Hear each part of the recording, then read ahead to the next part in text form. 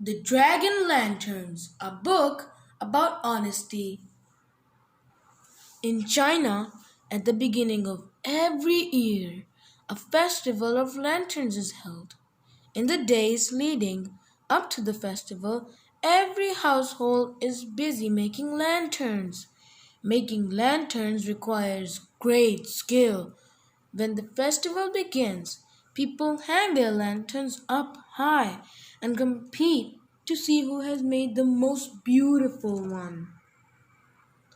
A long, long time ago, there lived an old craftsman who was very skillful at making lanterns for the festival.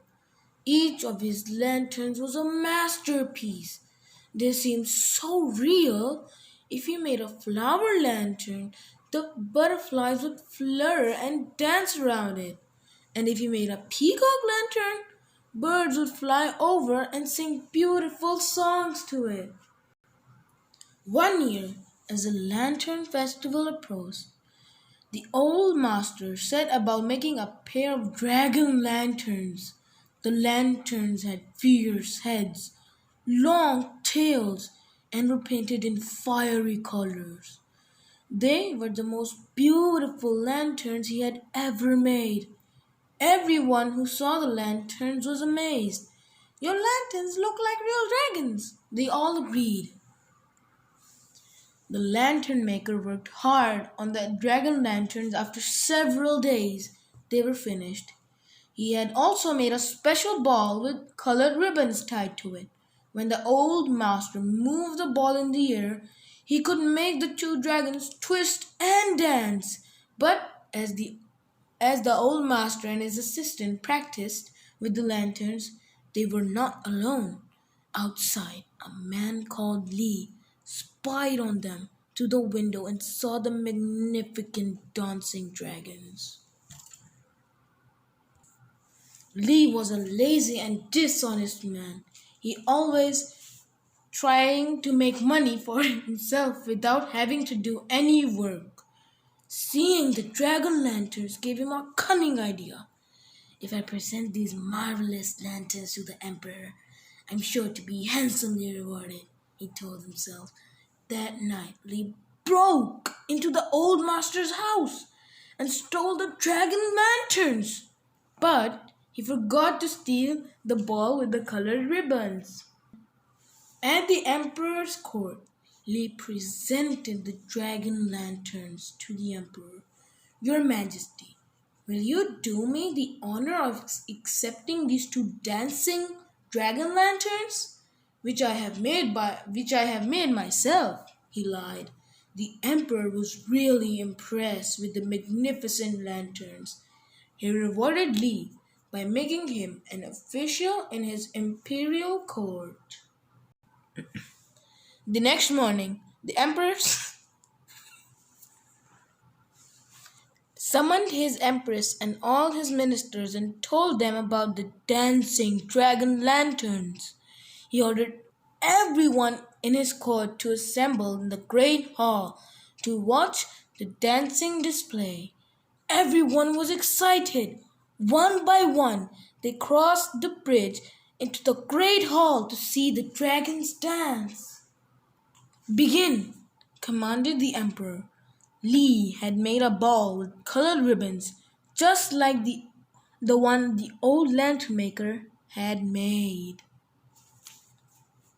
He moved the ball in the air, as he had seen the old man do.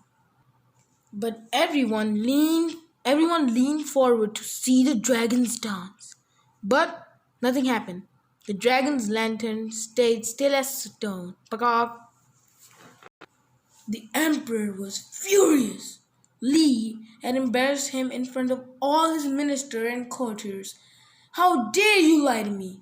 He raised and he ordered his guards to take Li away.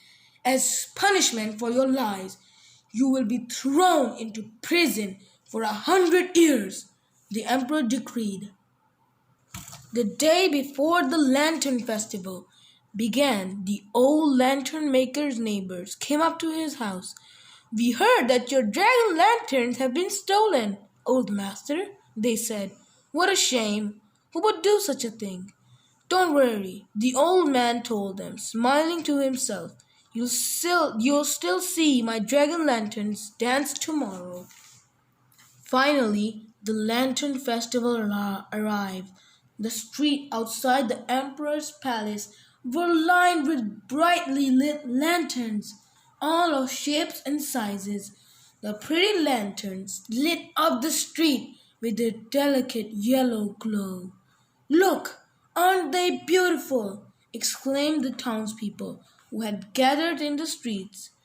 Even the full moon had come out to look at the lanterns. The old master also came out into the streets, carrying his ball with the colored ribbons. He started to move the ball in the air.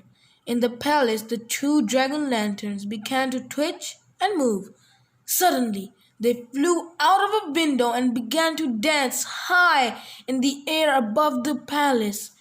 Everyone could see the dragons dancing against the bright moonlit sky. The emperor was overjoyed. He realized that the old man was the real maker of the lanterns and congratulated him on his skill. What marvelous dancing lanterns, he said. The emperor honored the old master by asking him to create the palace lanterns every year.